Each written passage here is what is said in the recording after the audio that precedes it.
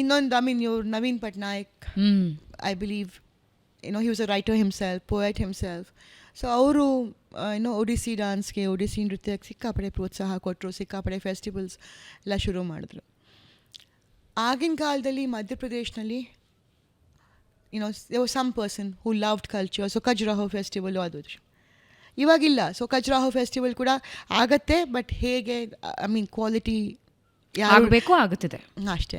Quality define ಮಾಡೋರು ಯಾರೂ ಇಲ್ಲ, ಕ್ವಾಲಿಟಿ ಕಂಟ್ರೋಲ್ ಮಾಡೋರು ಯಾರೂ ಇಲ್ಲ. ಸೊ ಪ್ರಾಬ್ಲಮ್ ಇದೇ ಪ್ರಾಬ್ಲಮ್.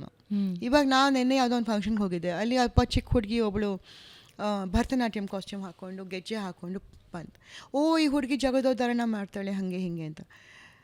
ಎಲ್ಲರೂ ಚಪ್ಪಲಿ ಹಾಕ್ಕೊಂಡಿದ್ರು, ಓಡಾಡ್ತಾಯಿದ್ರು. ನನಗೆ ಒಂಥರ ಬೇಜಾರಾಯಿತು. ಅಲ್ಲಪ್ಪ, ಇವ್ರುಗಳಿಗೆ ಅರ್ಥನೂ ಆಗಲ್ವಲ್ಲ ಅವ್ರು ತಪ್ಪು ಮಾಡ್ತೀಯಾರಂತ. ಯಾಕಂದರೆ ಹೇಳ್ಕೊಡೋರಿಲ್ಲ.